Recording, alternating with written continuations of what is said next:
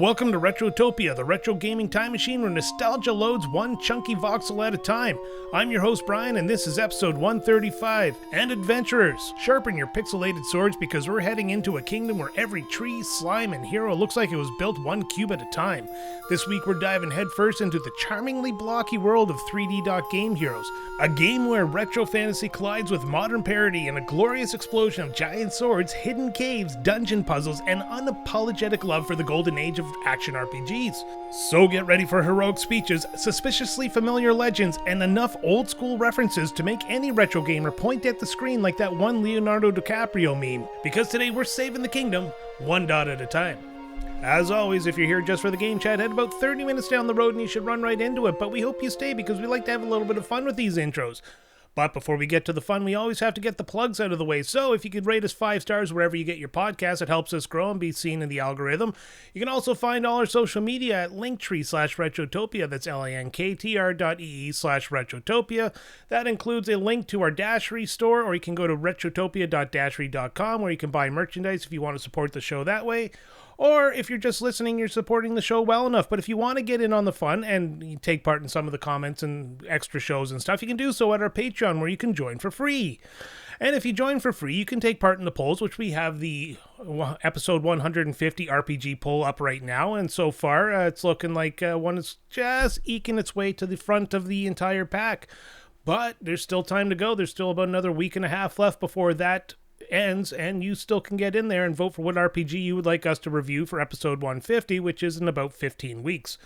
You also get to chat with the hosts. You can send us a message there. You can join our Discord through that and send us a message on Discord. We're very active and have a very nice community.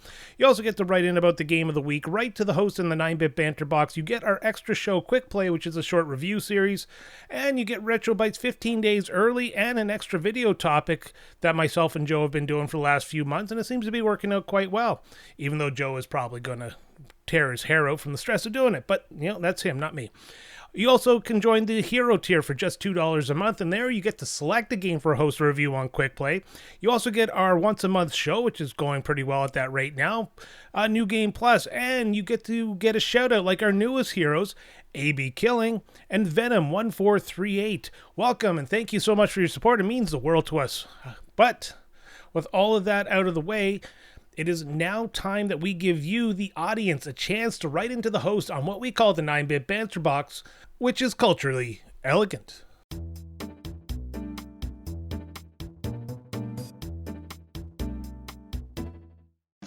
First up on the 9-bit banter box, we have I Pit My Chance, who asks, Brian, how often do people call you Brain? Not as much as you'd think. Calling somebody a brain tends to be a compliment, and yeah, I'm not smart enough to be a brain. I've called myself Brain. I've actually written down Brain instead of Brian more times than I can count. It's amazing how you can become fully dyslexic on your own name by simply switching 2 words. I've had Alan call me Brain. He's wrote my name out that way, which I appreciate. He thinks I'm smart and good looking and stuff like that. Thank you, Alan.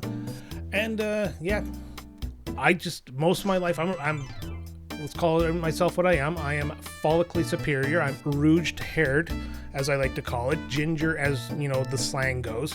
And most of my life, that has been the focus of my ridicule, is my red hair. So, yeah, nobody calls me Brain because that might accidentally make people think I'm smart. Everybody calls me Ginger or Carrot Top or other sort of twisted words like that in order to make me feel bad about myself. Fortunately, I'm too arrogant for that. Thanks very much for the comment. Next up, we got Blue Yoshi 94, who says, what are the best and worst things to put on toast? Wow. It's been a while since I've had toast, actually. All right, so my go-to is if I'm having breakfast, I'm going to just have butter on the toast, because I use the toast to sop up the egg yolk. So I guess egg yolk on toast would be the other thing of that equation. I'm a sucker for peanut butter, like chunky peanut butter especially. Just straight up peanut butter. When I was young, and my brother gets grossed out by this, but I'll get my revenge eventually here in the comment section, I used to put butter and then peanut butter on top of that to make like an overly buttery toast. Probably the reason I see the doctor more often than I should. I also can go with jam. Actually, a toasted peanut butter and jam sandwich is actually pretty good. And then you got the classic grilled cheese, which I guess is not technically toast, but if you're poor enough, you can put the toast or the cheese in between the toast as it comes out of the toaster and hope to God it melts in time. Things I don't like on toast. Worst things, mayonnaise. Mayonnaise is gross, even if you want to call it a mayonnaise-like spread. And if you know, you know.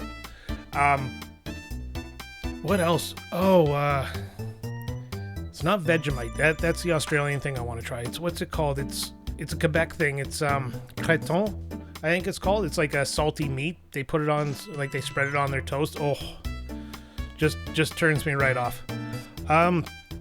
Not a big fan of marmalade, but I don't call that gross. It's not the worst thing you could put on there. I mean, the worst thing you could probably put on a toast is ketchup or mustard. Then again, you make a sandwich. You know what? I don't think there's really anything bad you can put on toast. Put avocado, it's good. I mean, if you like mayonnaise, it's probably good. What would not go on toast? I got nothing. There's no bad way to have toast. I'm calling it now. Toast is like the perfect base for anything you want to shove into your mouth. Put gravy on toast? Sure, why not? I mean, there's like after Thanksgiving or after Christmas meals there where you have leftover turkey, so you put a piece of bread down, like toasted bread, and you put the turkey on top and some gravy. I mean, so gravy on toast works. Just because the turkey's an in-between doesn't mean it's still not gravy on toast. Kind of like poutine is just me eating curds with gravy on top of it with the fries as an intermediate, so people don't think I'm crazy. Yeah, I'm going to go with that. There's nothing bad you can put on toast. If you can think of something, let us know in the Discord. Or write in a comment. Yes. Alright, so Sergeant Ombre, and wow, I picked my chance, but you better pay attention to this person because Sergeant Ombre says, "Hey Brain, did your quick play of Hooters Road Trip include a real-life trip to Hooters? Is that place still open?" I don't know, and I'm going to pause and just do a quick search. Alright, I'm back from my pause. I just looked it up, and there is still Hooters out there. There is about 5 in Canada, mostly 2 in Toronto, 1 in Montreal, 1 in Winnipeg, and 1 in Saskatoon. So they are still out there, and most of the ones in the United States are now on the eastern seaboard in New Jersey, Delaware, Pennsylvania area. The ones in the Hooters game, I think there's only 1 or 2 of them left over from the map, if I remember correctly. So they're out there, it's just not as many as there used to be. But I've been to a Hooters. I've been to the one in Montreal there, where when you can get all-you-can-eat wings for $9.99 if you bought a drink. It was a good time. Topped out at 75 wings one night. That was a marathon. Thank you very much. So moving on, we got the big deal. It says, "I am currently replaying South Park The Fractured Butthole and forgot how amazing this game was. I have to imagine that you, Captain RPG, have played it with your love of the genre and the source material. I would like to hereby nominate an episode of Retrotopia, not just because it's such an awesome game, but also I think the banter between you fine gents would make for one entertaining episode." A little fact, first episode we had Alan do anything for the show was on the Stick of Truth. He did the cold open intro for us, so we do have plans to someday get to the Fractured Butthole, but currently it's not on the roster. Maybe we'll see what we can do before the end of the year. I've played the game through and through about 3 or 4 times already. It is probably one of the most accessibly best RPGs out there of the current age. They did it so well, and of course the world of South Park is just hilarious. I'm a huge fan of South Park. I'm not surprised you're having fun with it. The Fractured Butthole is a lot better than the Stick of Truth was, even though the Stick of Truth is still a banger of a game. So yeah, I'll bring it up to the boys at the next board meeting we have there. We're currently already planned up to episode 149 and I'm waiting on a poll for 150, so probably won't be before that. The next block in, well, I guess 15 weeks from now is all set up and stuff, but you never know. I'm kind of getting the itch. Thank you very much, and next we have the Incredible Hooli, who says, "Brian, good sir, I was wondering, when does the sexy Retrotopia calendar come out? Simple, when we can find 12 sexy Retrotopians. You think Alan and Sam and myself and Joe are going to sit there and whore ourselves out for a calendar? No, we want a calendar of you. Send Alan your sexiest pictures you can. Less clothes, the better. Don't blur anything out. Send him all your pictures through the Discord, and he'll respond to each one with a rating." Alright, thanks, Hooli. Next up we have Munchie, who says, "Mr. Canada himself. Now, I know you're a beer fan, but do you have any sort of preference for style of beer such as IPA, stout, ale, etc.? Yes, I do. I'm quite partial to something heavy and dark like a stout, but like something lighter in the summer. Also, though I'm from the States, I prefer Molson's to Miller or Budweiser. Now, in the States, Molson has joined forces with Coors, so I believe the company is actually named Molson Coors, and this is how they distribute an American beer up here and Canadian beer down there. Actually, it's also something that exempted American beers from the current all-American booze off the shelves-a-thon we're having going on here in Ontario, because technically Molson is a Canadian distributor.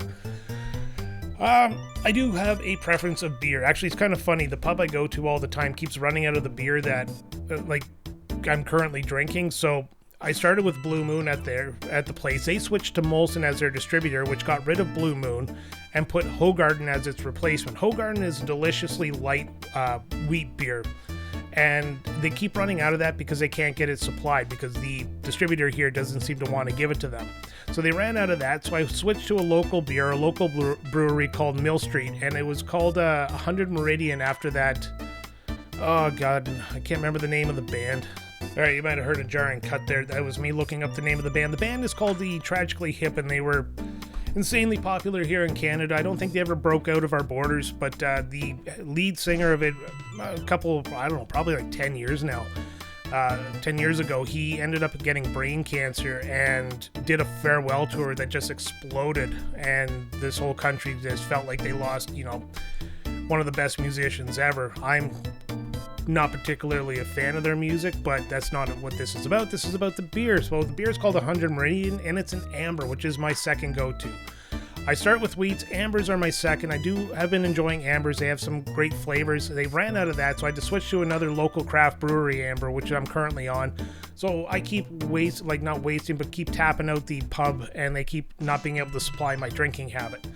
Now, to be more specific to your question, I do prefer IPAs. I do have actually levels of IPAs. The higher the alcohol content, or the strong IPAs are like 10%, 8%.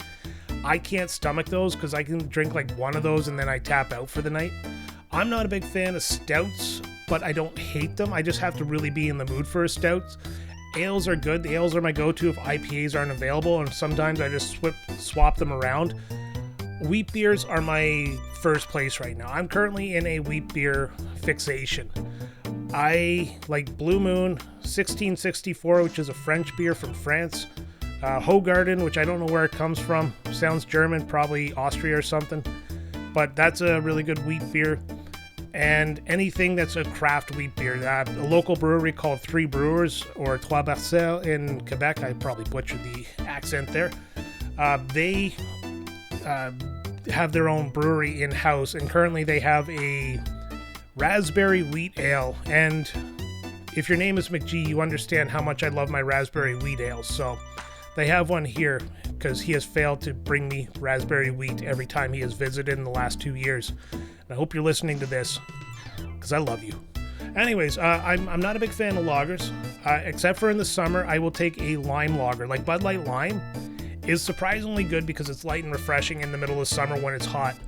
Other than that, I don't particularly like lagers. So that is pretty much my hierarchy. Pilsners I don't touch at all. I don't know, something about a Pilsner just turns me off. Probably tastes fine, I don't like the name Pilsner. So I hope that answers your question in the way that you can feel satisfied. If not, we'll go grab a beer and we'll do a tasting. Grab a flight of beer and try them all, right? That's the best way to do it. Thanks very much. Finally, we have Fill Up My Mouth with Farts, who says, what is something gaming related that you would love to obtain but can't for whatever reason? Whether it be cost, size of the item you want, or absolute rarity of the item. For me, I want one of those full-size stand-up arcade machines with all the games installed. The cost is not the biggest issue, but the size is too prohibitive. Every time I see one, I think about it, I just don't have the space, and it makes me feel sad. You don't need minor things like a bed, so you do have space, you're just not trying hard enough. If you have kids, you can get rid of their beds in their room. They can sleep on the floor beside the arcade machine that's always on. Because you don't turn that stuff off, you lose your high scores. For me, retro video game consoles, that's my big jam. I would love to actually have one of every retro video game console, or one of every console, all lined up in a nice little cabinet there with appropriate sized TVs for them. I currently would love to get a copy in box in decent condition of Chrono Trigger with instruction manual and all the guts inside of it. I've owned one copy of Chrono Trigger, and me and my brother, I believe, were gifted for Christmas a copy of Chrono Trigger, which I ended up selling both of them, once because I was a stupid young guy, which my brother will kill me for one day, as is our pact, and the other was because, raising a kid was expensive and I had to sacrifice my retro video game, Super Nintendo, and Nintendo games, which really sucks because I had some bangers of RPGs in there, and it took me a long time to hunt those down. I always thought I could just hunt it all down again, but then now prices are out of control. A Sega Saturn is something I wouldn't mind, not so much because I'm a huge Saturn head, or Saturnian as it's called in another Discord, but because there's a couple of games on there that have piqued my interest and I would love to try them. So I currently emulate it, but I just don't think I'm getting the full experience without a proper Saturn controller. Some people have given me some controllers to look up.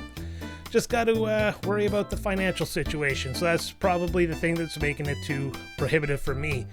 But I think I know what you're talking about, Mr. My Mouth with Farts, is the Meat Maim Machine.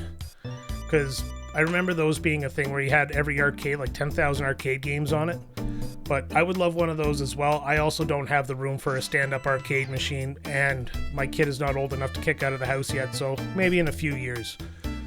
Alright, so that does it for the 9-Bit Banter Box. As always, thank you everybody for writing in. I always have fun with these. I always like to try to challenge myself by not preparing an answer for them, because I think it's more fun to be a little off the cuff. Sometimes it doesn't work out, sometimes it does. I think I felt really good about this one this time, but thanks, those great questions. And of course, that means it's time to reset the monkey paw, because it's time for the Retrotopia game show. Choose one, lose one.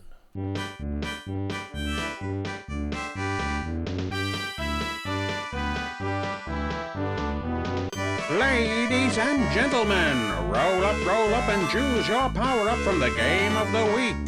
You pick a power, we pick a consequence. It's choose one, lose one, the game where everyone's a loser.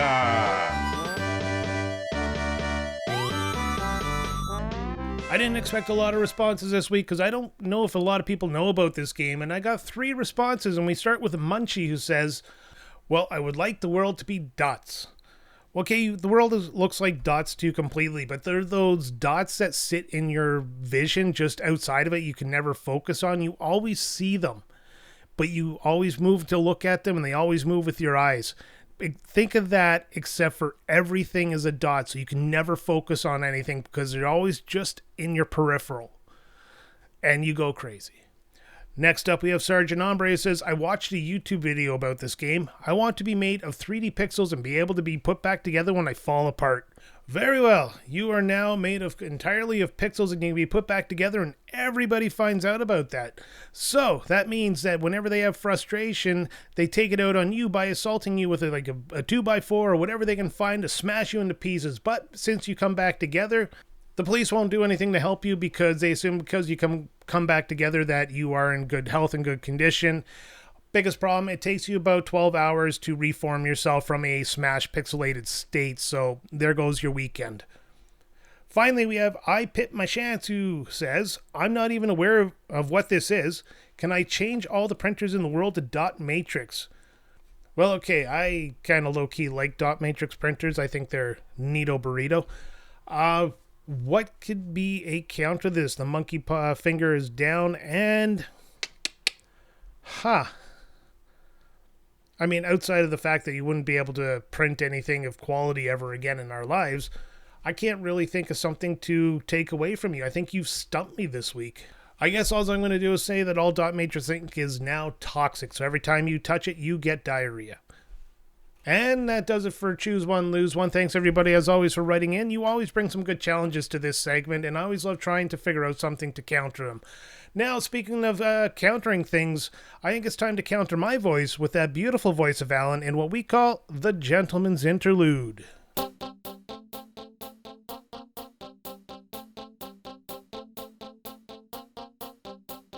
In the grand age of the PlayStation 3, when gritty realism ruled kingdoms of grey and brown, a tiny cube-shaped hero marched bravely into battle and reminded players that adventure could still be joyful. That legend was 3D Dot Game Heroes, a charming action RPG developed by Silicon Studio and published in Japan by From Software. The game first launched in Japan on November 5th, 2009, before arriving in North America on May 11th, 2010, and Europe on May 14th, 2010. At first glance, the world of Dotnia seems almost absurd.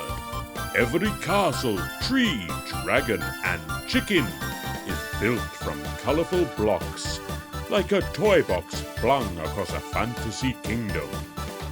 But beneath its playful pixel armor beats the heart of a true heroic epic.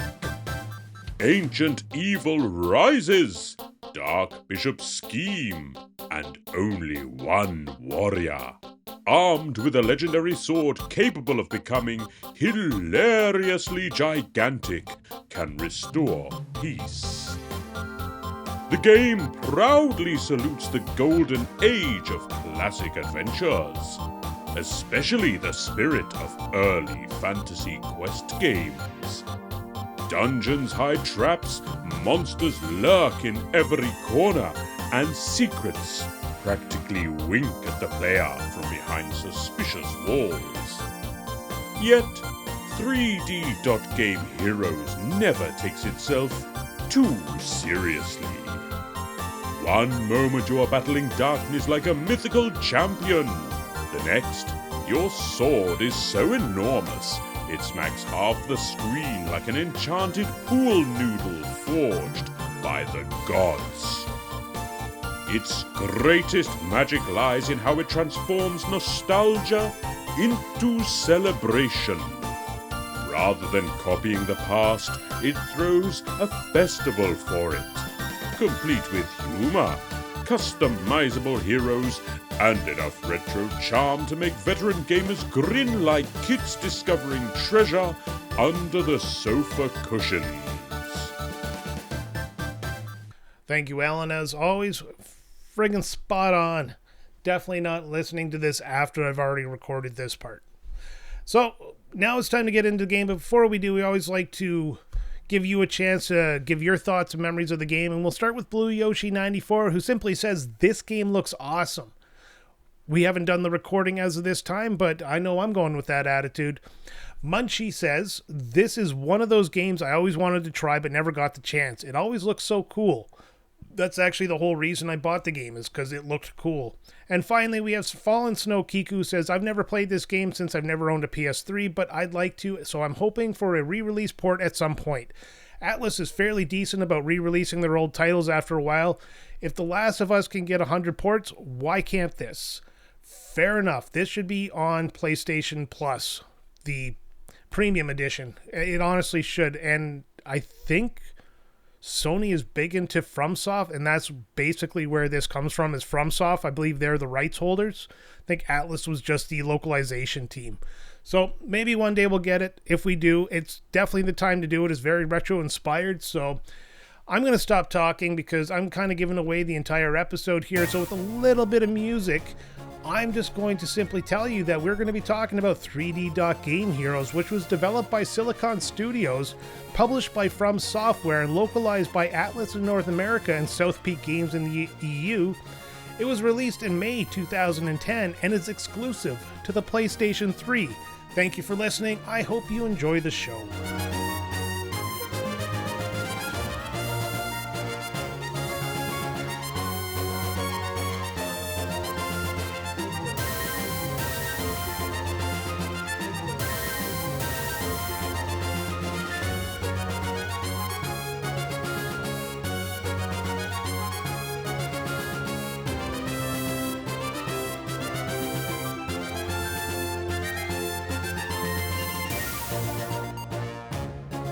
It is time to talk about a 3D dot game here. It's a game that my personal experience with is that nobody's ever heard about this game except for me. I mean, honestly, I don't think I've ever met a second person who's played this game. And considering the way it sold in Japan with 16,000 units, and in North America with only like 160,000 units, it's not hard to see why this game is a little bit more obscure. And it's exclusive to the PlayStation 3 in a time where everybody was championing the Xbox 360. But of course, joining me as always is freshly out of the 2D realm and into the 3D realm, Sam, and of course, my own Dark Bishop, Alan. How are you guys? Ooh, that's one of the coolest ones I've ever been given, the Dark Bishop. Dark Bishop. Yeah, very cool. I'm good. Little bit sleepy, but otherwise pretty good. And I guess, Brian, now you know two other people who have played this game at least. That is true. Which means that I have tripled the amount of knowledge I have on this game. Hey, there you go. Which means that 3 people ever have played this game now. That's what it feels like, because I honestly, I talk to people about this game, and I shit you not, either I get, it looked neat and I was going to pick it up, but I decided not to, or I've never heard of this game at all. What the fuck are you talking about? Yeah. Well, I mean, listen, perhaps there is somebody listening to this show who has actually played it and is very, very excited because, you know, if nobody's ever heard of it, it's quite niche. If that's you listening to this right now, if that's you, then welcome, and we're gonna talk about this game that you hopefully love so much. Absolutely, and let's start with our history because I know you guys have none, but I do have a couple of lead-in questions for you. So, obviously my history is I bought it when it was brand new. I worked at an EB Games at the time. I saw it on the wall. The artwork was just like, wow, this looks kind of neat. So I purchased it, and guess what? It was really neat. So, did you guys feel like the parody or the homage, did you guys feel like this was a parody, an homage, or like a genuine love letter to classic gaming? Like, did you really get the sense out of that? Yes, to all of the above.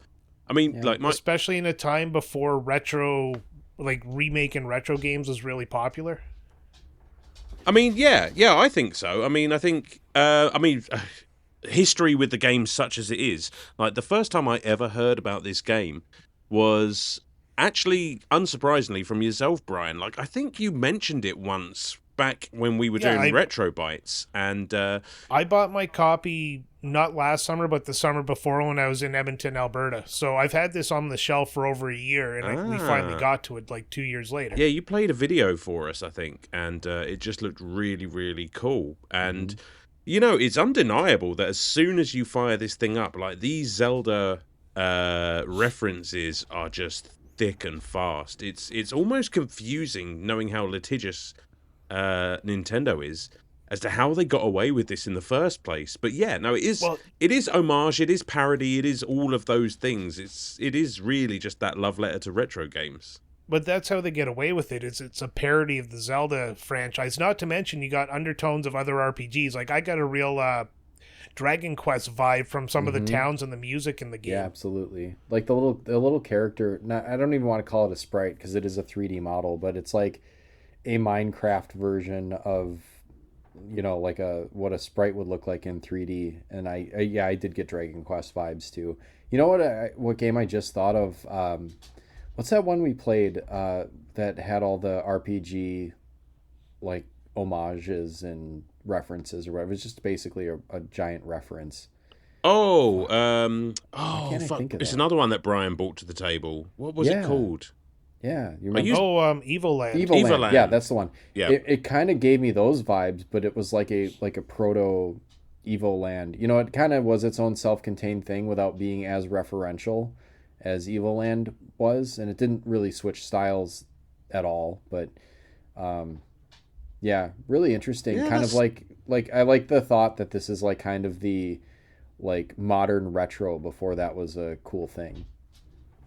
Yeah. And also it did the 2D HD or HD 2D, whatever you want to call it, that style before that became like Square Enix's norm for their retro pixel style games they've been making lately. Yeah. So this actually had that blurred background, crisp foreground look that we've all praised this day or like these days. And the reflections, and the shadows were like not things that were common at the time. It's kind of crazy to the things we take for granted now, but towards the end of the game, you have to go back to the castle and talk to the king once you get all the orbs or whatever. And I was just like, look at this fucking floor. I was like so distracted by the fact that everything was reflected.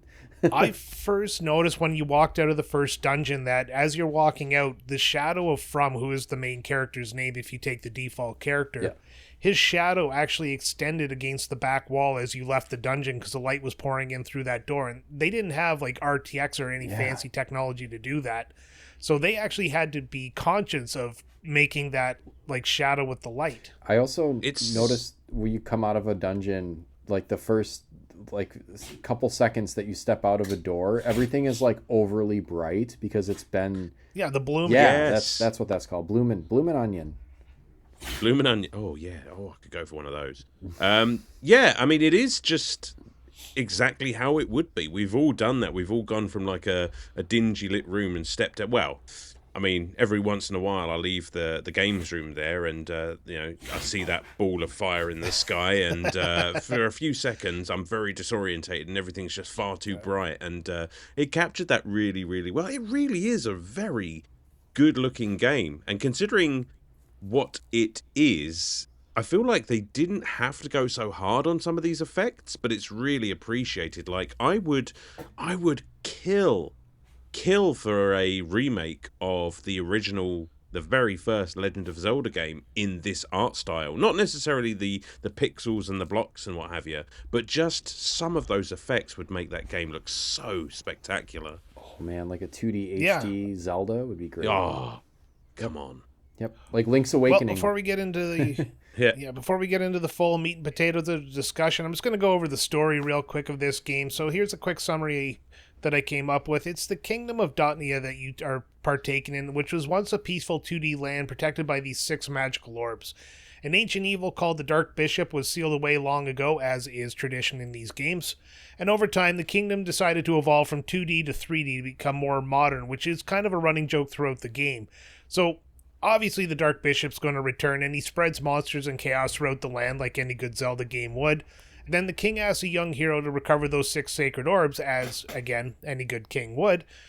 And so you travel across these dungeons, temples, towns, all the way through Dotnia there. And along the way, the game constantly parodies classic fantasy and RPG storytelling tropes.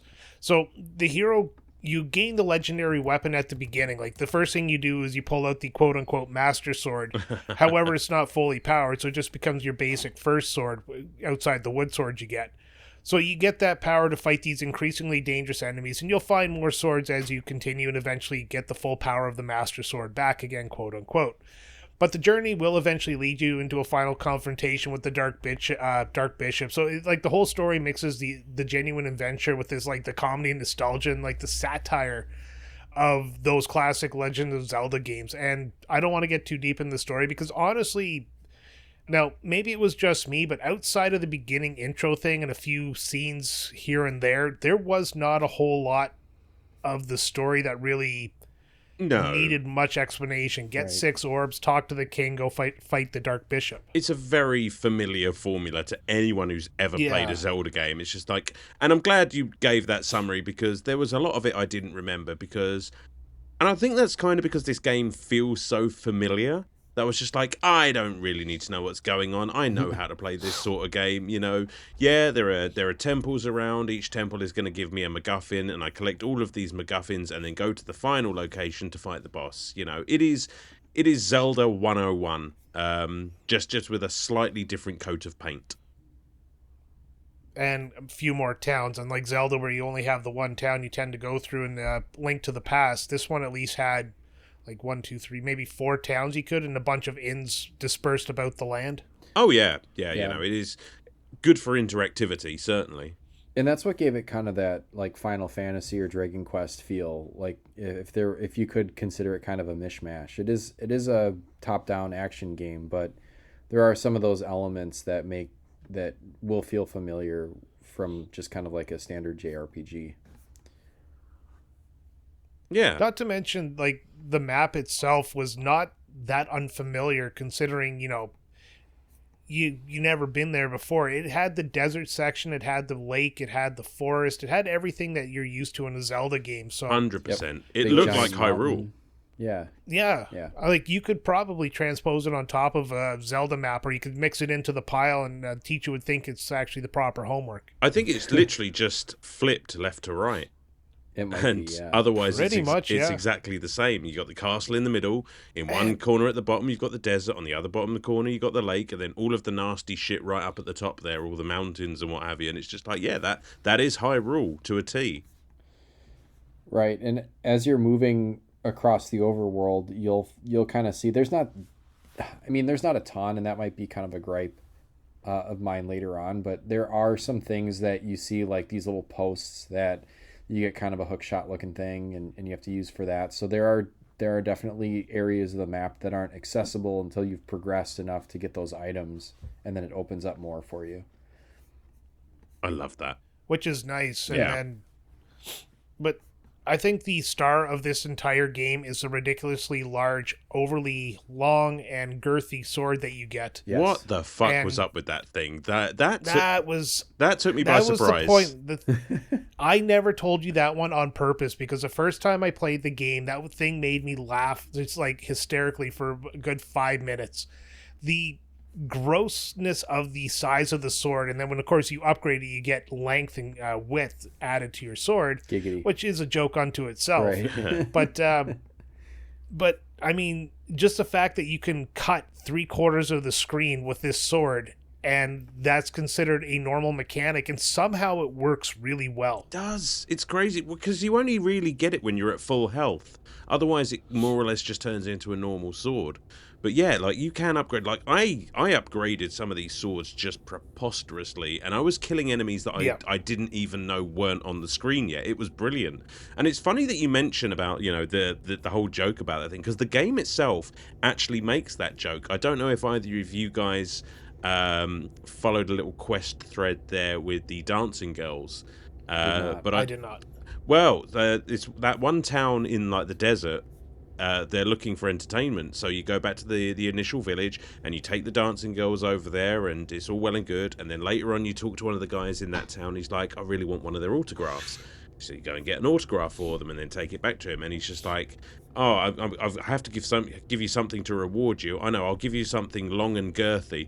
And you're like, "Hello," and hello. Ooh, how's your father? And yeah, he gives you the Geiger sword, and it's just. We were all thinking it, but the game's just yeah, we know how ridiculous these fucking things are, and we're going to make dick jokes about it. And I'm just like, that right there will get it an extra point from me all day long. I maxed out the original sword you get from the forest, and then it was just like, okay, I remember this being long, and then I got the holy sword, and you could, you know, lengthen it quite a bit further and, you know, girth it. So I maxed those out, because those are always the cheapest ones to do. Mm-hmm. And yeah, it was like half a screen thick and 3/4 of a screen long, and it's like nothing to get through it. And then it was powerful enough to take out pretty much up to every mid-level enemy in the game. It was mind-blowing, and yet somehow I still kept dying in the fire temple. Oh, Yeah. fucking Jesus fire Christ. temple. But There's always we'll get into those temples in a bit here, because I want to stay on the swords and the items for a bit, because let's get it out of the way. Sure. What was your, I don't know, I don't want to say go-to, because you kind of had to play around with them, but what item did you find the most useful? What item did you find the least useful, that out of all the items you got? I mean, there's lots. There are a lot of items, and a lot of them sort of are just complete facsimiles of items from the Legend of Zelda. I mean, you've got your boomerang, you've got your bow and arrow, you've got your hook shot, and I mean, if I have to pick a favourite, I'm always going to go for a hook shot, because I just think they're cool, and they make traversing... They are probably the item that aids your traversal of the map the most, and I just like the freedom that it gives you. But I don't know, what was least favourite? I mean, I rarely Some of used the magic boomerang. spells for me. Oh yeah. There was one I didn't use at all, actually, come to think Yeah, of there were it. a couple of them actually. Actually, I only used 3. I used the one that revealed stuff Yep. because you had to. That was the way to solve puzzles. Yeah. I used the one that reflected the wizard's magic The most. and I used the one that froze everything because you had those knights that had shields that you had to hit from behind, Yep. and if you just froze them, you could whack them off with the sword. Yep. Big, lengthy, girthy sword. 100%. Yep. Yeah. There was one that pounded the ground or something, but I never found a use for that. It didn't do anything. I tried to use it a couple times, like, oh, maybe that'll work here, and it just like didn't really do anything. So it was like, well, Yeah. fuck this. I'm not using it at all. I wonder if that in itself is a parody. I wonder if there is actually a use for that spell, or if it's just because you have that little fairy with you, Lee, who's basically your Navi, Navi. also and useless. but slightly less annoying. But she actually mentions at one I'll get point. to her annoying part. In a second. Yeah. You get to a point in the game where you get one of these spells, and none of them is actually named usefully. And she actually mentions that. She just says, like, why can't these... Something along the lines of, why can't these spells be named for what they actually do? Or something along those lines. I was just like, fucking funny. Yes. That is a perfect point. Well done. Obviously some sort of commentary, but one thing annoying about that fairy was 2 dungeons I can think of off the top of my head. You walk into the octopus one, so the aqua dungeon and the fire... I think it's the fire dungeon. Yeah. And right off the bat, she gets captured by the octopus, and then she gets sucked down into a little geyser. And if you leave the dungeon, which I did often to go replenish potions and stuff like that, she all of a sudden pops up, and you have to go through that cutscene every time you go back into the dungeon. Yeah, that's true. That annoyed me. Right. And I kind of get it because... Sorry, go on, Sam. Oh, no, well, just like real quick, you know, I said she was kind of useless, but she was like really, really useless because she doesn't help at all. It's just like, oh no, you lost your fairy or whatever. It's just like, okay, who cares? Like, she hasn't been doing anything. Well, From plays the Link style silent protagonist in the entire game, so the fairy was simply there to speak on his behalf. I guess so. Yeah. Yeah. I think that was the whole point of it. Is I honestly think that might have been the parody of it, was that you have this fairy who's saying what the hero should be saying. Is why is the hero a silent protagonist if this fairy's so friggin' useless? Yeah, I guess. Yeah. I suppose the only thing that she does do is, like, when you've actually completed a dungeon, I think she does give you kind of a hint about where you need to go next, and that's about it. Yeah. Kind of.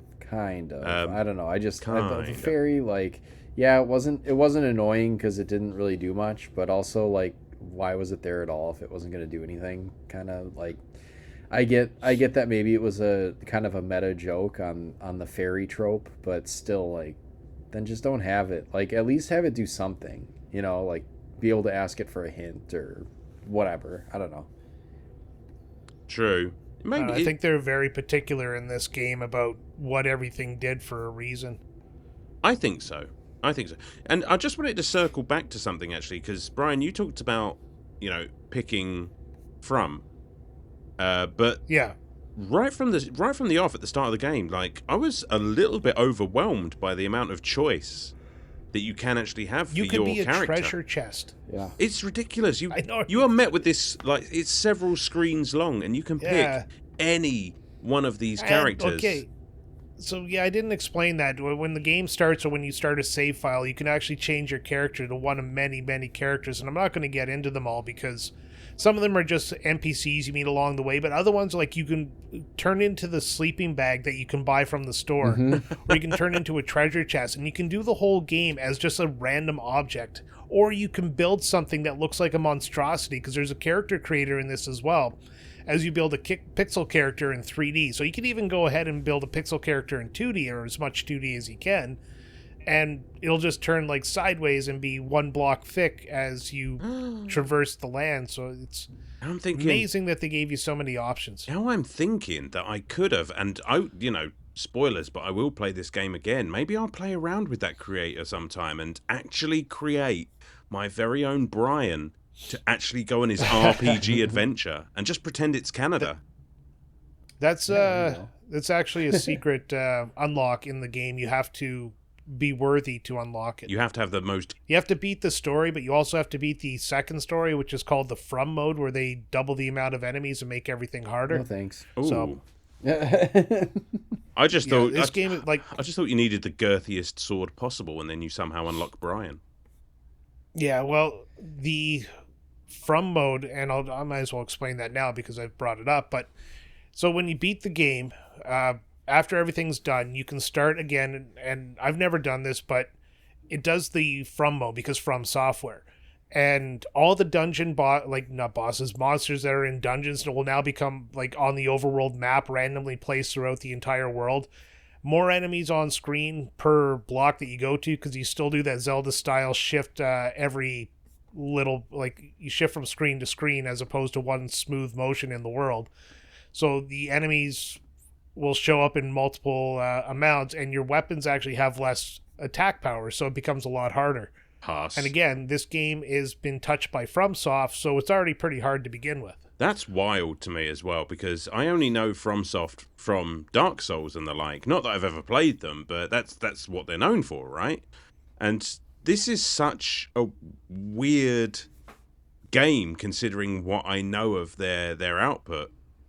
It's just, how did that happen? Whoever came up with the idea is like some sort of design genius. Yeah. All right, the dungeons. I've been bitching about the fire dungeon, and I really want to lay into that one because that was a difficulty spike that kind of came out of nowhere. So there's 6 dungeons you have to beat, obviously, because you need to get 6 orbs, and you have to find the 6 sages. And that becomes your main quest. The first dungeon's almost like baby's first dungeon, and you just do it kind of tutorial-wise. And at the end of every dungeon, of course, you have the dungeon boss. And what's your favorite dungeon, and who's your favorite boss? Let's go with that. Let's see if we can't spark some conversation here. I'll take this one. I really liked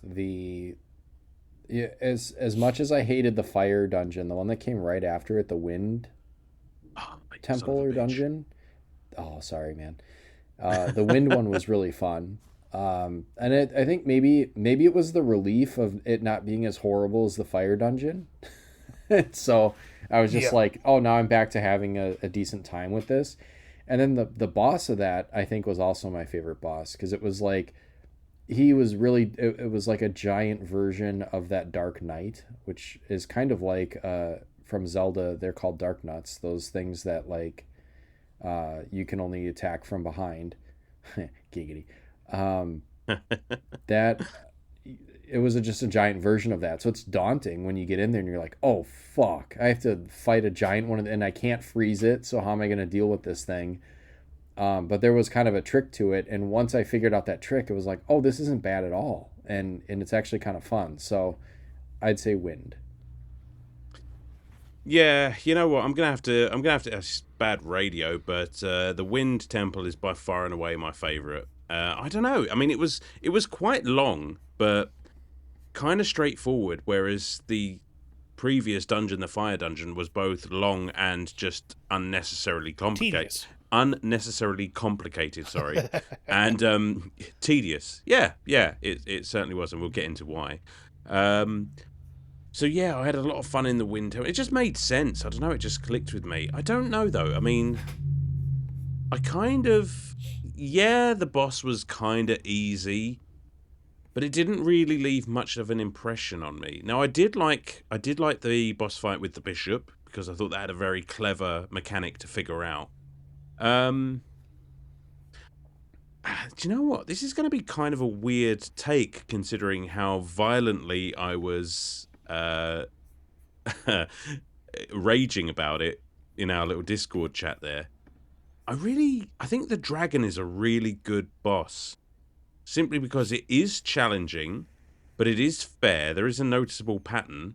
I mean, it had me stumped for fucking ages, and I was going off, and especially when my game crashed and I lost the entire all of my progress. You know what? Let me get this off my chest now because we are about to talk about the fire dungeon. Brian, for as much as you hate the fire dungeon, I got to the final boss of that dungeon, and you know, I was going at it, and I was taking, and it may have been my like 10th or 15th try, and the game just crashed, and then I realized with horror that I hadn't actually saved since the beginning of that dungeon, and I had to I was so close to just saying, you know what, guys, that's as far as I'm going to get this time. That's all I'm going to be able to talk about. I'm going to quit. But no, I stuck it out. carried on that night, did the dungeon, beat it, and then put the game down. I was just like, okay, I'm glad I did that. But yeah, I mean, it's a cool boss. Starts off very easy, but then just really ratchets up the challenge quite nicely. No, I'm going to go twofer on this one for the bosses, but think wind or the aqua dungeons, because they're fairly straightforward. And I kind of like that, and we'll get into why the fire dungeon was absolute bullshit. But as for the bosses, early on in the game, call me nuts, but I know a lot of people don't like the worm in Legend of Zelda, like the Link to the Past, the or the one where you hit Moldorm. the tail and it bounces you down. Thing. I hate that I one. really enjoy that fight. Ugh. I like that one. So the worm at the beginning of the first dungeon was actually fun for me. I really enjoyed that fight.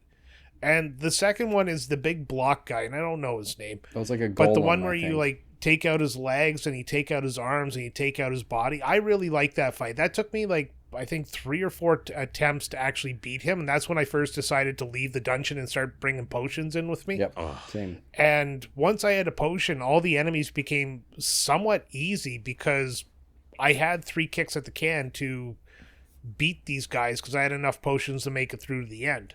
Yeah, and that's something I wish I'd learned earlier on with this fucking dragon, because I did the same thing. Like, I was literally just trying to raw dog this game because I just assumed that I was good at it because, you know, I've played Zelda and I'm good at Zelda games. But, you know, this game is very much an old school Zelda game. Like, it's less accessible, it is more challenging. And I kind of love it for that. But yeah, once I'd gone out and actually got some potions, I completely agree. These bosses did become a lot more manageable. Not easy by any stretch. No. But I'm glad you brought up that golem boss there, because that's probably one of the cleverer bosses in the game. And I like a boss that has a bit of a trick to it. But you can fuck right off with that Moldorm take. I hate that fucking snake. No, I don't like that one either. I would say... something really quick that I wanted to mention before I forget. You mentioned potions, Brian, and I think relatively early, within kind of the natural course, because like I didn't go out of my way to look things up or do too much extra exploring. I kind of just went point to point because I wanted to get as far or finish as much as I could. But I was able to, in the natural course of like kind of moving through the game, get 4 bottles, which I think, or jars or whatever, which I think was the max. Nice. And they give you one relatively quickly. So it's like, you know, if you really want to, that's there. If you really want, I guess, more of a challenge, you could try, you know, progressing through the game without any potions, which I wouldn't suggest it. Oof. But, you know, if you're good enough at Hell it, no. have at it, I guess. Yeah. No, it was nice that basically a good chunk of this game was simply talking to everybody and exploring the new areas that you found, and you would find a bunch of side quests and a bunch of like secrets and bottles. And you said early on, if you talk to everybody in the first town of whatever it's called, Retrotopia or whatever, there is a guy who gives you a bottle at the top of the map right off the bat. And yeah, I didn't even think to fill the bottle up, but another one is you have to get water for somebody in the desert, and they give you another bottle to fill, and you can either use it without ever finishing that side quest, or, you know, you just fill the water and give it back to them. And then I can't remember where I got the third, but I never got the 4th bottle. No, I didn't get the 4th bottle either, but that's... Yeah, the 4th bottle was tucked away somewhere. That was the one that was, I think, the most out of the way, but I ended up being able to find it somehow. I don't know. But that's one of the great things something that I love so much about this game is just there is so much packed in. There are so many little side quests, and you really are encouraged to talk to everyone. There is so much I did not find in this game. Like there's an entire screen, like, and you can see in your inventory, you can see like the page for all of the swords, and I was nowhere even close to halfway done on that. Right. And it just... You got to find those small blocks, and you have to buy a bunch of the swords. I don't know if there's enough small blocks to buy all the swords. That's what I was thinking. Maybe not. I was actually holding out to see if I could get 20, because for 20 blocks you could buy one called Excalibur, and I was like, well, that's got to be the best one, right? So I was just kind of holding out, and I think I ended up with 16 or 17 of them, but Same. I didn't get enough, so I was like, whatever. I mean, I don't know if they were consumed. And once I found the hero sword, I was just like, you know what, I'm good. Yep. Like this thing is a beast, especially when you can upgrade, you know, as we've mentioned, the length, the girth, the attack power, and I got fucking beams that came out of it as well, which was really handy for managing crowds. And yeah, it's just I mean, obviously I had to play this relatively quickly to get ready for the show, but I think if I ever, and you know, when I play this game again, I'm seriously going to take my time with this thing and just poke into every corner and just see. It just has that joy of exploration that the early Zelda games had, when it's just like every screen had a secret on it, and it's just like, I can't wait to find out what's going on here. It's so cool. Yeah, I think I'd like to, if I throw this back in. I didn't finish it. I got to the very end and had a tough enough time with the final boss last night that I just didn't. I was like, I'm gonna just put this down for now. But I could go back to it, and you know, it might be worth going back out into the world and poking around to see if I can find anything else. You know, maybe getting one of those additional swords, maybe, because you can actually go to the blacksmith and you have a certain amount of points, it seems like, so you can upgrade whatever. So I just maxed out the length and the width so I could cover as much space as possible. But you know, I might consider, you can reset. You have a set amount of points. I could reset it and kind of reconfigure my sword to do different things and maybe take another crack at the boss and be more successful. It's a good point, What do actually. you mean you can have points? I thought you just had to spend gold to make your sword bigger. No, I think yeah, it's like a set amount, right? Yeah, there's a potential that each sword has, which is like a few thousand, and as you upgrade things, that potential goes down. So yeah, you kind of have to pick and choose which I things see to what you're upgrade. saying. Right. Yeah. So Okay, sorry. I thought you meant like you earned some sort of points and you could disperse them like it was you know, a slider. You know, games where you get ability points I see and what you then you mean. add it to Yeah. No. yeah, okay. No, I was like, I didn't recognize that, but yeah, okay. Let's get into the fire temple because I think it's time we get rid of some frustration. I've already been there. Do I have to go back? Yeah. Yeah. So Yes, I was you do, a little bit behind because you I guys did. at this point. So yeah, you'd already finished the fire temple by the time I walked in. So I knew I was expecting something bullshitty, especially since Sam said you have to make sure you grab the item in there, which you can easily miss. So I was being extra vigilant. Which I missed. Now, first clue this was a bullshit dungeon should have been the fact that there was a fairy fountain right outside the door of the fire temple. But the biggest problem with this game is when you die, you go back to the entrance, which is fine. But to get back to where you were, you had to circle around this one loop because you had those red and blue blocks and the buttons that would go like alternate them from up and down.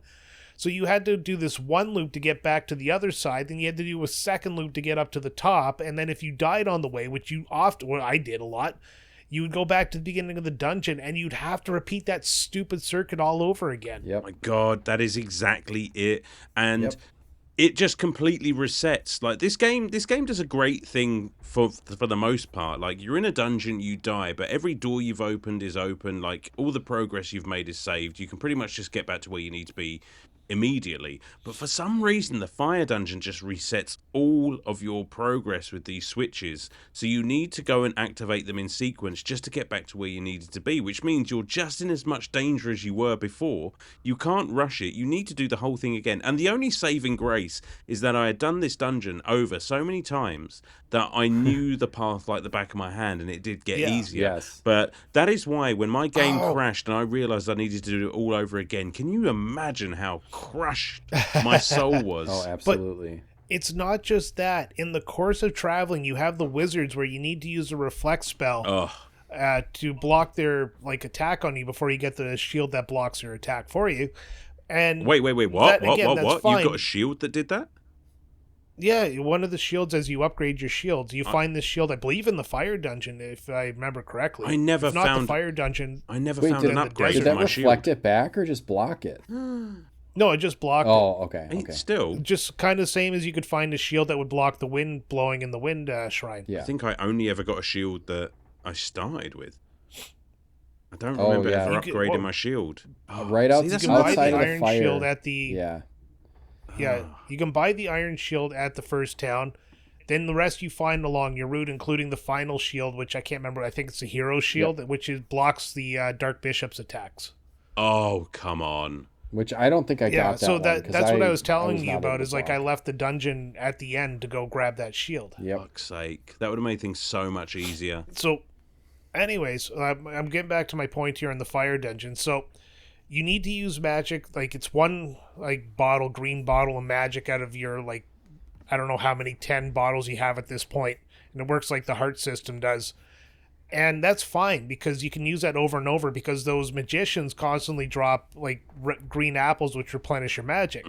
Problem is there's these tentacly little things that if they hit you, they suck the magic out Yeah, of you fuck those. and knock your health down. Now, there's two levels of them. The red ones which are really weak, and then they got the purplish blue ones which are stronger and take all your magic on one hit as well as everything but half a heart. Fun point, they can't kill you.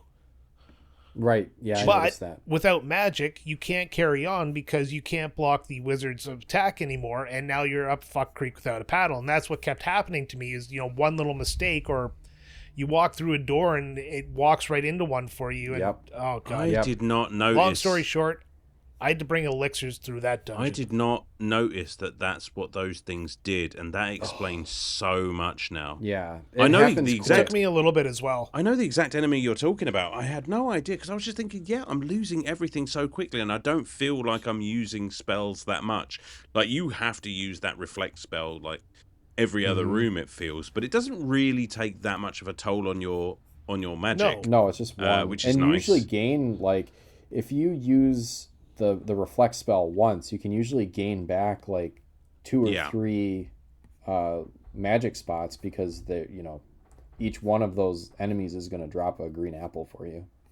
Yeah, that's true. So yeah, I that's did also- another mystery solved. Oh yeah, and I did also appreciate that when items were on the ground, you could extend and even the non-powered up version of the sword extended pretty far. You could just use your sword to pick up items, and I love that. Yeah. Yeah. Now, one thing I disliked about the sword was you could swing the sword and change its direction to do a swipe more than just a stab, because the normal attack is just a stab. Problem was it wasn't very responsive, so sometimes you'd be trying to hit an enemy and do a swipe, and the enemy would be on your side as opposed to in front of you, and you wouldn't swipe, and next thing you know, the enemy bonks you, and then you lose your big sword. I Right. had that all the time. 100%. It's just because it has that initial attack, which is literally just a thrust forward that you have to be really well lined up for, unless you've got a big old sword to play with. And the ability to swing the sword for most of them is an actual upgrade that you need to buy. And even then, it's just you actively have to roll the thumbstick around to do it. And Yeah. I would find myself, rather than swinging the sword, I'd be moving myself in the direction I was trying to swing it, so that then I'm facing away from the enemy. And that's just not helpful. No. One kind of exploit that I noticed is that sometimes, and it didn't always work, it must have been a timing thing that sometimes I got and sometimes I didn't. You could kind of stand next to a half wall and swing across, and sometimes your sword would reach through and sometimes it wouldn't. So I would kind of just park myself in a corner where I was safe and try to swing around a corner and get enemies, and that sometimes worked. Yeah. I did that. Oh, one of my favorite things about this game is how useless the Pegasus boots are. Yeah, so dumb. Because you got the dash sword's thing, too but you long. only dash as far as your sword. And if your sword's at max length, you're going to run 3 steps and hit a wall, and you've made no progress. Right, That's that was true. fucking stupid. That Oh, was it dumb. was Never used That was hilarious dumb. because you knew they did it on purpose. Well, there was. I mean, I don't know. maybe, but it feels like a flaw. I think it does too. I It felt like- like a flaw. The whole game's a parody, so I don't know, call it social commentary or whatever you want, but that I believe was put in there as because the Pegasus boots aren't required for any part of the game, so they're only nice to have. Therefore, having them in a way that's pretty much useless, it seems more like haha, you got the Pegasus boots, but so what? You can't use them sort of joke. See, I that's where guess. we've got to be kind of careful, really, because it's just like, how much do we ascribe to parody and how much do we ascribe to game design? It's a... But Yeah. Exactly. Go on, Sam. Sorry, I think it's just bad design because it was really useless. I don't, because they're not. If it was Nope. meant to be used in part of the game where you had to use them, otherwise you couldn't progress, I would agree with you. But because, first off, you didn't need to find them, and secondly, they aren't used in any situation that's absolutely critical, I feel like it was meant to be a joke. Yeah, but still, that's like The same way with naming all the magic the wrong name. I guess. Yeah, I feel like that's a good argument, and I see your point. I am leaning more Sam's way, but you've partly convinced me that it's possible. It's like as if you've told me a joke, but it's like not a funny joke. Like, I can agree that you may not find it funny, but I really honestly believe it was done on purpose. Okay, It's definitely yeah, possible. It's definitely get it. possible. There was, and I don't know if you guys found it, but there was kind of like a side quest type deal with the dash boots that was like a running course, and you had to try to Yes. like navigate while dashing because you could change. You basically dash without the sword, and then you could change direction like mid dash. So it was like a timing and precision thing to try to like get the lowest time around this, and it was hard to do. So I tried it a couple times. Like whatever this is, it's not worth it. Yeah, and I kind of feel that way. That's not necessarily a fault of the game, because I kind of feel like that on a lot of games. It's just like if there are little side missions, and it's probably worth a piece of apple, which is your health, much like the piece of hearts are in Zelda. And there was another one as well where it's kind of like a tower defense kind of mode where you're putting up all these towers and defenses and trying to beat off hordes of enemies. Well, that's Giggity. fun though. I didn't find that one. That is fun. I mean, it is, but it's one of those things. Just like, I could probably spend hours playing this and kind of forget what I was doing. Obviously, we were on the clock there, but I do kind of. Sometimes I engage with that stuff, and sometimes I'm just like, you know what, this is breaking the flow too much for me. I want to get back to what I was doing. It's like a Fort Condor type thing. Yeah, You know, yeah. you can spend except- a bunch of time. Well, goofing it's a around tower with it. defense for sure. Yeah, that's fun though. But, I like those. Well, let's shift gears. What did you guys like? We glossed over the graphics at the beginning of the episode, obviously with the lighting and all that stuff. What do you think of the overall kind of 3D, 2D aesthetic they're going for, where all these characters are just pixel characters done in 3D? Do you think it really works? Yes, I do. Do you think it holds up today? I do. I found that. Listen, I found it incredibly jarring at first, if I'm honest, but only in so much as that the game presents itself. And again, I can't help but make the comparison because in every conceivable way, this game wants you to think of the Legend of Zelda. So when I was visually not playing a Legend of Zelda game, but all the other aspects were there, it was just like, it did throw me off a bit. But I thought it was very clever the way that these are kind of the sprites that you would see on an 8-bit RPG game, just made almost just made flesh, just made bigger, just made 3D, but still very much in that style. Like, as you said, your Dragon Quest and things like that. The characters all look like that, except in HD, you know? Yeah, nobody really has body movements. Yeah, No, were but they- kind of, I think that's the reason it works so well, yeah. is because you don't have to animate any of the characters. I'm sure they make a joke of that as well at some point in the game. It's just like that strange little walking animation that characters do when they're just standing in place in an RPG. I'm sure they make a joke about that as well. Oh, they probably did. Yeah, and I don't know if this Well, is, maybe you can attribute this to a joke too, Brian, but like some of the bosses were challenging because they can rotate in 3D space and your guy could not. Like, yeah, like the golem and I don't think the dragon. Oh, the dragon could move diagonal. Like you can't move diagonal and you're kind of slow. So that's, and you are limited to that kind of, cardinal direction movement, which some of the enemies are not. yeah, that's. I don't know if that was meant to make it harder, or if it was meant to I don't know make if commentary again. I don't know if I agree with that. I'm sure I could move in just about any direction I wanted. No, you couldn't. You couldn't turn. You couldn't rotate. is what I mean. Like, Oh, even you can even move. if you're going in an angle, you're facing a certain direction. You're not facing the angle. Okay, so it's less a traversal thing. It's more for like weapons. So what you're saying is basically when you're using the bow and arrow, say you're only using one of those for like 4 directions. Yes. Right. Yeah. That was tricky for that golem boss. I agree with that. You know what, I'm gonna say something right now. Fuck the bow and arrow and those targets in the dungeons you have to hit from like a ridiculously far away shot. It's not even that it's far away. It's that you have to be exactly precise with where you're standing because it arches. What the fuck is up with that? I suppose it's 3D. You're I guess in 3D fine. space. It's 3D space, but like it made the bow and arrow almost like unusable if you're trying to hit anything small, or it just wasn't. It wasn't a useful item, and I really only used it to hit those targets when required. And there was a point, and I think the final tower, where there was a room where you had to hit 3 targets, and I kept fucking missing them, and then I ran out of arrows because I never found a bigger quiver, and so I could only ever carry 15. I had to actually leave the dungeon, go buy some more arrows, and then come back and do that room. That absolutely happened to me on more than one occasion. Yeah. Yeah. There's a place actually close to the first town. You'll find it where all those people, like, are the guys standing in front of the hole and stuff like that. Apparently, if you go in there, you can upgrade your quiver. Well, great. I mean, a lot of the upgrades were actually in the dungeons as well. You'd usually find a bombable wall, which you could then go through. And there's just some random dude just chilling out in there, just like, hey, do you want a bigger bomb bag? And I'm just like, absolutely. I guess, but like, why are you here? Right. Yeah, why are you living in a dungeon behind a sealed wall, and how are you still alive? Well, Yeah, that's it's just a Zelda. like, dude, are you doing okay? It is. Yeah, that's a Zelda homage, because there were bombable walls with just like a random dude in there in some of those dungeons. So it was just kind of like, oh, I see what they're doing. Yeah.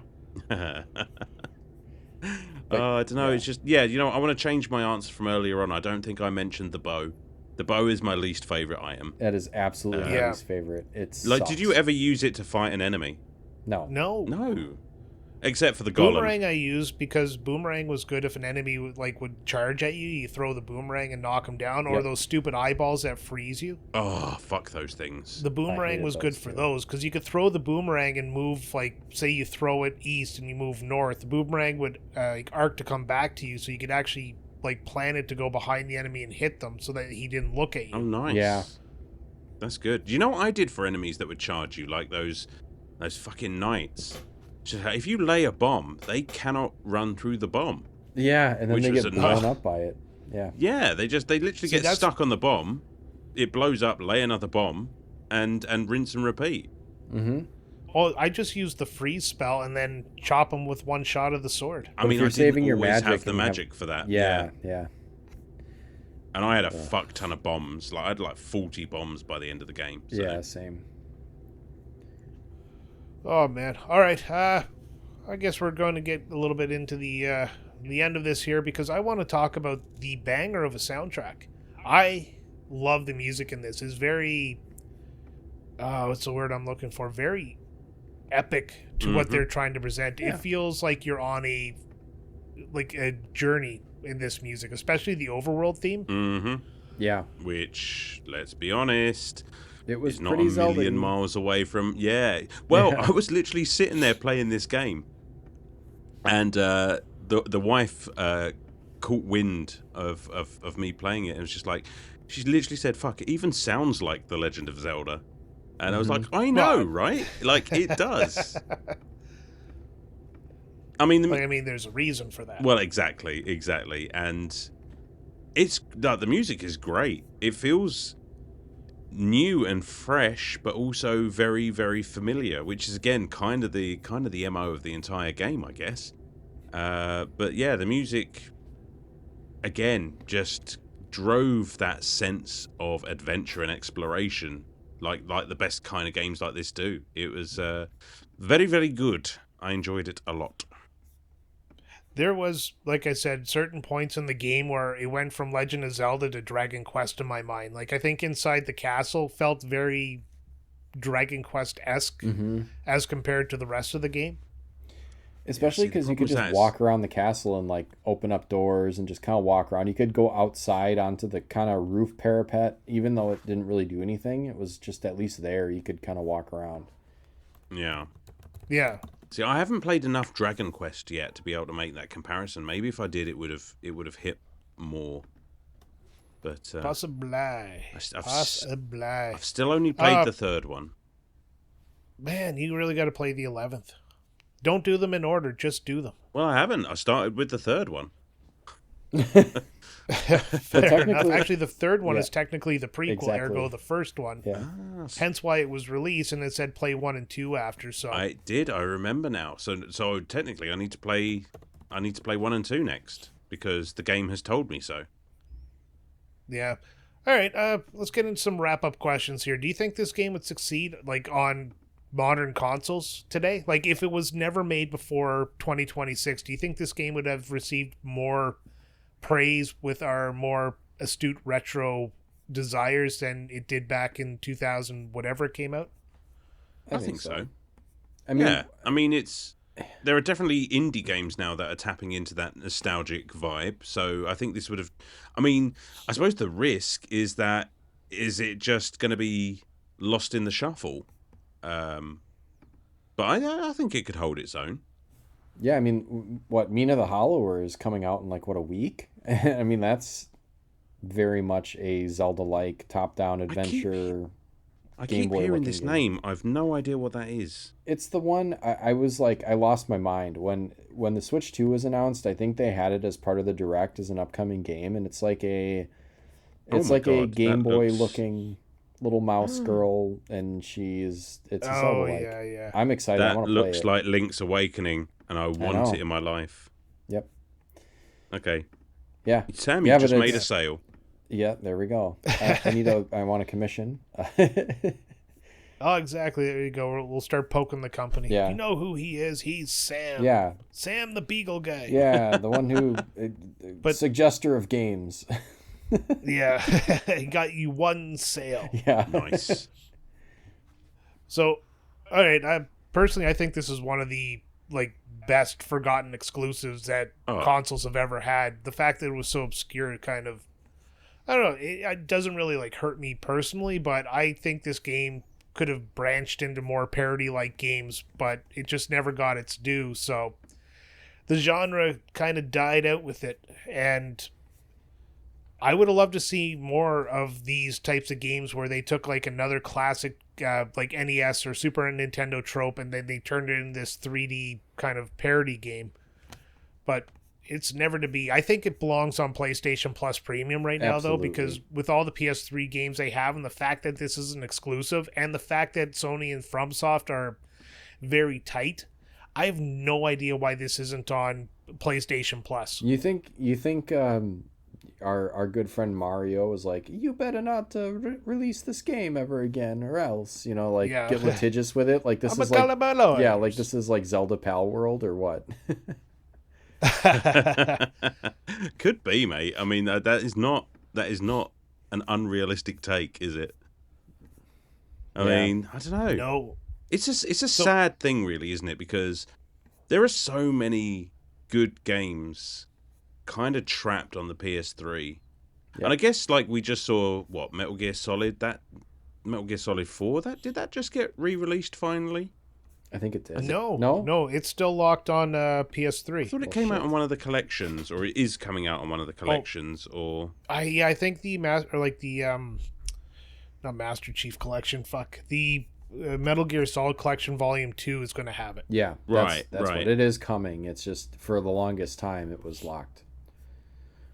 I still have my copy. I still have the special collector's edition. And when I got rid of my original PS3, I was like, this is a collector's edition. I'm keeping this one. So it's the only PS3 game I actually kept. Good idea. Oh, look, there is pre-order. Metal Gear Solid 4 and Peace Walker. There's Alan doing shopping while live. I want commission on that one too. By the way, Konami. So then I just sold two games. I'm pretty sure I brought up Metal Gear Solid 4. You can't take that one. Well, that one's my commission. Damn it! All right, you can't get commission on something you buy. Fuck you! I make the rules. Like a It's a 10% off British. coupon. It's a British thing. You wouldn't understand. Double dipping. All right, so do you guys have anything else to talk about on this game, or are we ready to wrap it up? We can Wrap up the length and the width. Wrap up the length and the width and take them both home. Oh, that's Stab it cool. in. I mean, there's literally so much in this game to talk about, but I didn't experience it all, so I can't.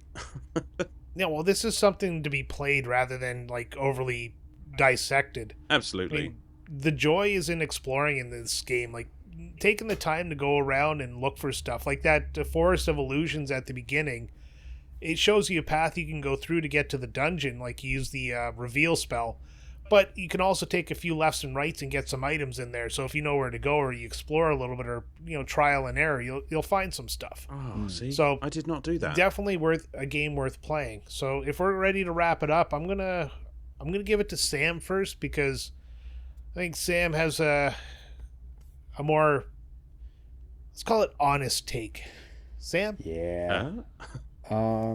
Well, first off, this is the first, get this, guys. This is the first PS3 game I've ever played native on a PS3. I missed the PS3 entirely. I did not have one, did not really play one. Was not as into gaming at the time when the PS3 was huge. So, and thank you to Sergeant Ombre, patron and listener and friend of the show and friend of me. He lent me his PS3 so that I could play this, and I picked up a couple other, less expensive PS3 games that I've never played before, and hope to get some use out of this before I return it. So thank you. That was it. That was all I wanted to say about that. But going into this game, I mean, you can definitely see the kind of roots, or like the DNA of what is now the kind of like retro modern movement, the 2D HD or 2.5D graphics, and this is kind of like the first interpretation of that, right? Because you have definitely sprite looking characters, but blocky and 3D, like a Minecraft looking type deal, and I liked it. But it does feel dated now, because nowadays, like, yeah, you'd have that kind of realistic looking or high def background with the fade, and your pixel sprites that look gorgeous, but they are kind of like a 2D that kind of pop on the screen. So I think the style has definitely evolved a lot since this game came out. But graphically, like when you're booting up this game, you see all the different companies that worked on this. It's like, yes, Atlas and From Software, like they're responsible for kind of the gameplay itself. But I can't remember what they were, but there were a bunch of different screens that showed up for different graphics, companies that I think were more involved in like the art style and the graphical design. And some of the things that we take for granted today, like some of the shimmer and the oversaturation at times and reflection and different ways that light plays on shadows and things, this was really good looking and kind of revolutionary at the time. Like it's kind of wild to think that these things like didn't really exist until kind of around this time in the PS3. So I will fully praise the graphics in the presentation of this game. I thought it was really good looking. As far as the gameplay, I found it frustrating. And Fire Temple aside, that whole section sucked. I mean, it was just so long and just arduous, and like you'd get through those rooms and then you'd get fucked over by one of those stupid tentacle shits. That sort of thing sucked. Having to like, and then something we didn't mention about the Fire Temple, once you left the dungeon, you had to go find that fucking sage, and it was like some bastard kid, and you had to like go talk to every single fucking sage up to that point and remember where they all were, and I couldn't. So like that sucked. And then I couldn't and then I didn't get that fire wand that was only useful for burning trees, and that was tucked away in the fucking Fire Temple, and you didn't. So that's part of my gripe, is like, yeah, there were some items and some things like magic spells and things that you would get along the way, but they didn't flow naturally in the context of the dungeon you were in. Like in a Zelda game, you get a hook shot, but you can't explore the whole dungeon until you get the hook shot, and then the hook shot opens the rest up, and then the boss usually requires some sort of hook shot mechanic to defeat it, and then you open more of the overworld map with it once you get out. This game didn't really have that. Like in a limited sense it did, but I really missed that, unique item in dungeon helps you complete dungeon and then helps open more of the world. That really wasn't the case here.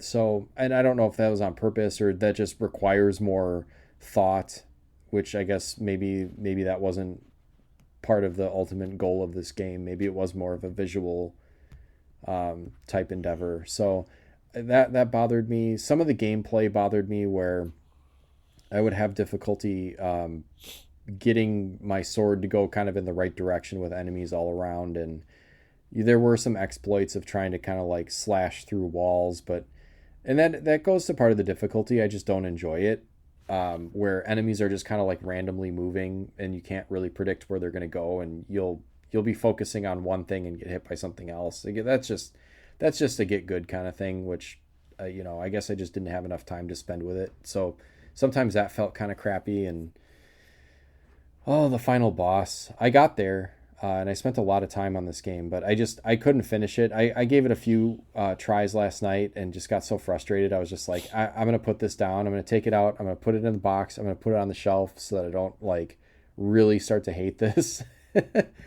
But yeah, I don't know. It's hard to describe, but it was fun and it was cool to look at. And it is, I do like these kind of like Zelda likes. Like we've got Mina the Hollower coming out. Like if you've ever played any of Tunic, that is also a very difficult kind of top down Zelda like. So it does have its place. I do think it should be available. I think people should be able to play this game, not only to see what the deal is with the graphics, but the gameplay. I think a lot of people would enjoy it, especially if you like Zelda and you like Zelda likes. I'm gonna go ahead and score this before I go on too long, because I did have a lot to kind of just get out there frustration wise, but I did want to give the game some praise. I'm gonna go ahead and give this like a 7 out of 10. I do think I want to go back and I want to maybe look at my loadout and try to take another crack at that final boss, but I don't know if I'd ever play this again all the way through. I'd have to think about it, but for now I'm gonna give it a 7 out of 10. 7 out of 10 it is. And Sam sets the tone. Alan, what do you think?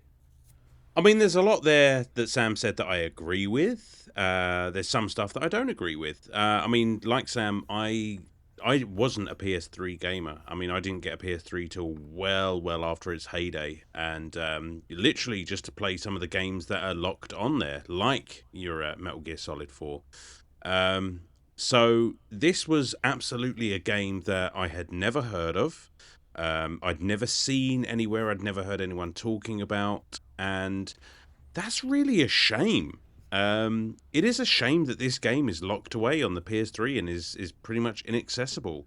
Because what it is and what it does so well is just, as you said off the top, it is a love letter to that Legend of Zelda style of gameplay. And, when I popped this thing in, I was ready to sort of not hate it so much, but I was just like, all right, this is just a rip-off. And that's what I was thinking at first, like, is this just a rip-off? But it's not, because it has so many kind of the attention to detail and the loving little pokes at some of the tropes that the game does about the genre that it's trying to represent are just so well done and so genuinely humorous that it got under my skin, and it's just like, it's a very, very competent example of a game series that I love so much. So I'm just like, well, if you're doing everything that I love so much this well, how can I not love you?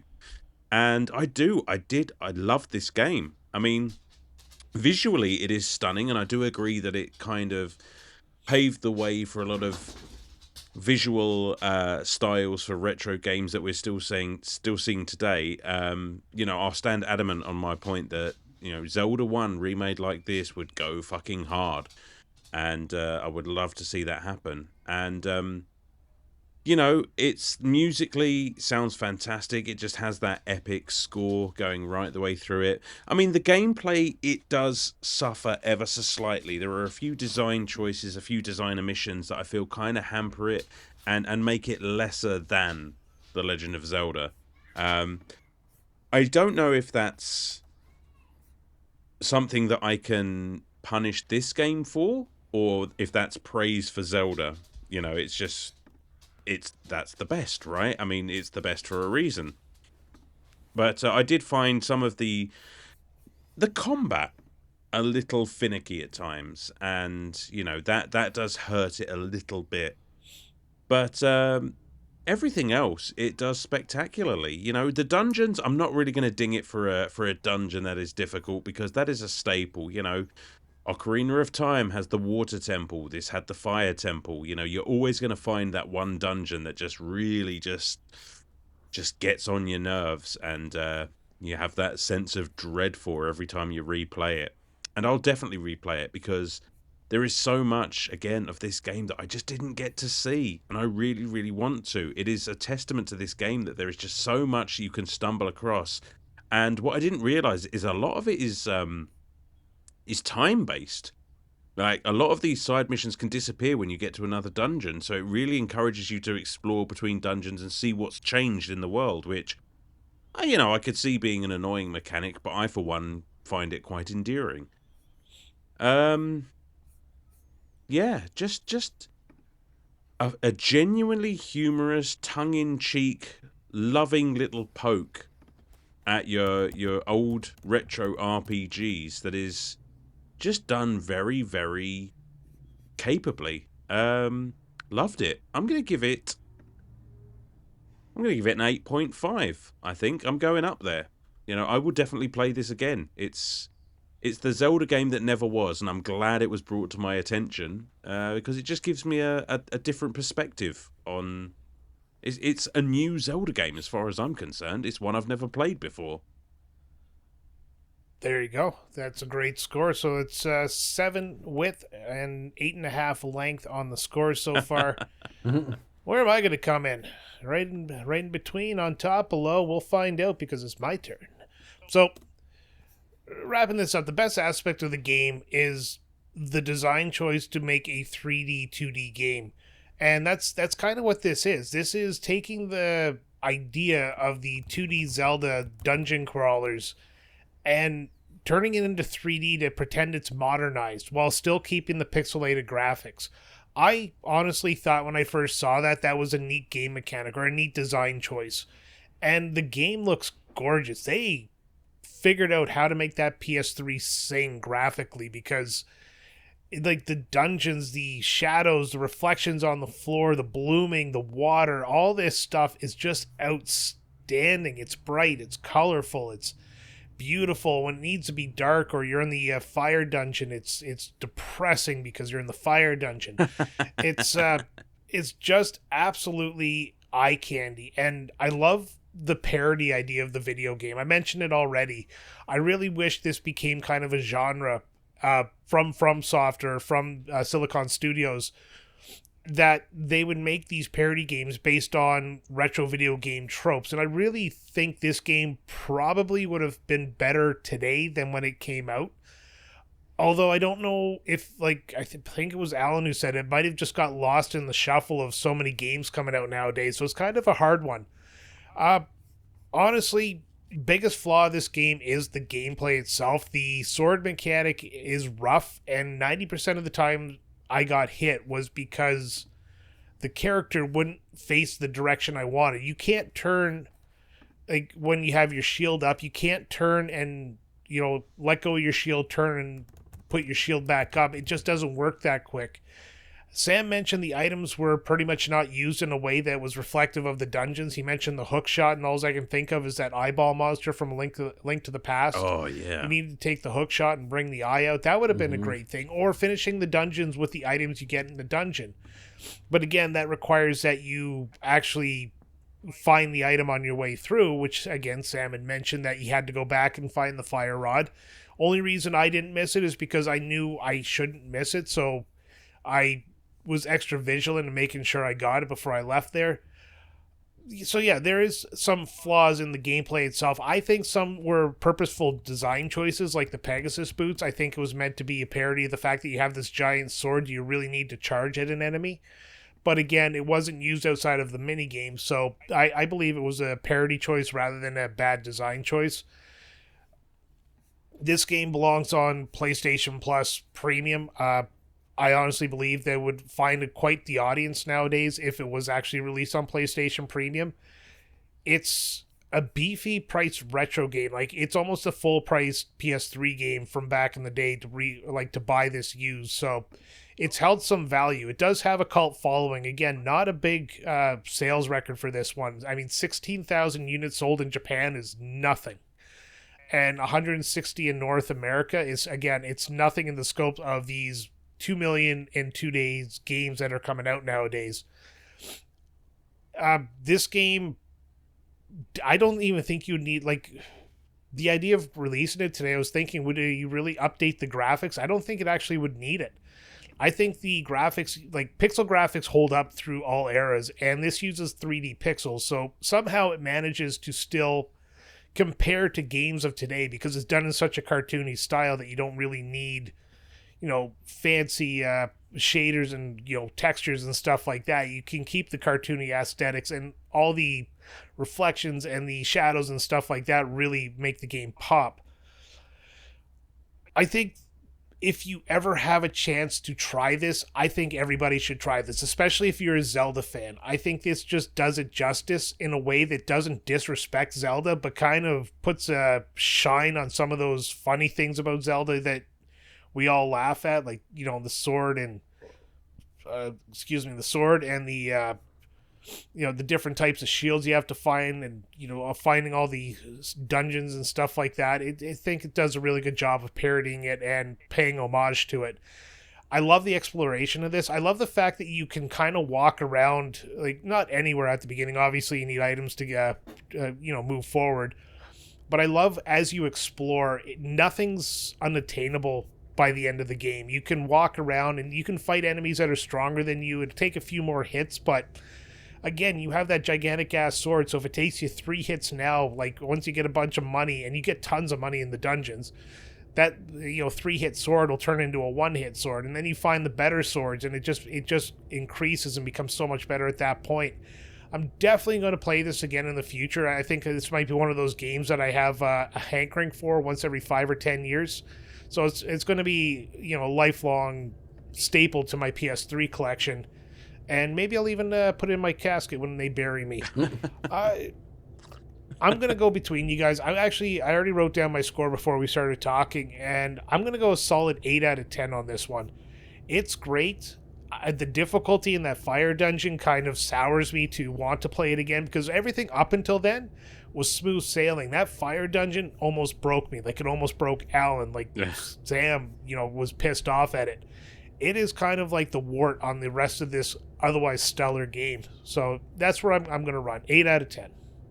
Yeah, I agree with, again, most of what you've said there, especially the playing this game again. Like, I can see myself playing this game again. I can see this getting into a fairly regular rotation just when I fancy a very funny little adventure there. I'm really glad you brought this game to my attention, Brian, because if not for that, I never, ever would have played this game. Yeah, and that kind of a benefit of doing this podcast. Oh, is, 100%. I got these games I want to play, and I'm just like, well, guys, poke, poke, poke. Can we play this, please? Poke, poke, poke. Oh yeah, like literally every time I suggest a game for the podcast, it's because I've been dying to play it. It's very selfish. Oh yeah, and that's why we each get one selfish pick. Yep. It's a democracy. Except for Sam. Everything Sam wants to do is Pokemon related. What's up next week, Sam? Wait. Oh. What's up next week? Oh, yeah. Detective Pikachu. Detective Pokemon. Detective Or Pokemon. Detective Pikachu. Detective That's- Pokemon. To be fair, that's more of a, like, I guess, puzzle game I know, with a Pokemon skin on it, but... Yeah, I understand. I'm poking a little, ribbing you a little bit Yeah. here. Ironically enough, a game that I've been dying to play for a long time. So that worked out nicely for me. I'm about 15 minutes into it. It's going to be a hard one for me. Wow. Really? Oh, I liked my first few minutes with it. I'm gonna sit down and like give the old sailor go this weekend and see how far I can get into it. But I just haven't had time this week. I mean, my car broke down, and then I got it fixed, and then I go see people, and then we have trivia on Tuesdays. So Oh, yeah. I'll find time. That sounds... Not to mention it was hot as balls the last few days. Wow. That's a problem for next week. No, it isn't. It's a problem now. All right, thank you everybody for listening to Retrotopia. Alan is trying to get me to end the show there. He's been sending me messages of, would you just shut up and end it? So we're going to go with that. So thank you everybody for You fucking liar. listening as always. Thank you everybody for listening as always. And remember, if you fall apart, you can always put yourself back together. Thank you and good night.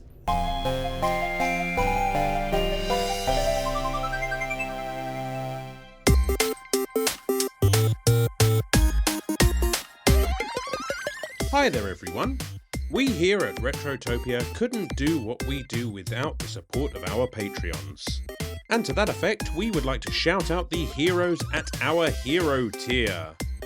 So a huge Retrotopia thank you from all of the hosts here to The Fletchman, Kakarina of Tim, Schnitzel, Peter Brukers, Isaias, Ryan Semke, Guy Who Does Things, Joe Frigger, Shadowblaze 511, Dan Torma, Brian Heng, Sharkbite, Brian Spritzer, Ovindley, Shane's World, Brother Retro, H, Raging Demon, Old Man Gamer, Game Genius, Dylan Jacobson, The Big Deal, Mr. Blobbert Blobbertstein, King Hooli III, Calin Higas, Radmac, Fallen Snow Kiku, Stud Still Smash, Sergeant Ombre, Big Brown Dog, Jack Datchler, Unbuckled Cape, Wildcard, Super Dave, Sir Busts a Lot, Big Kid 782, David Hendley, Chris Kaplane, J Nasty 15, Because 19, Randy Berridge, Makeshift Money, and Andrew Wright. So thanks as always for your support, guys. It truly means the world to us and means we can keep doing this little thing that we love so much. Game on.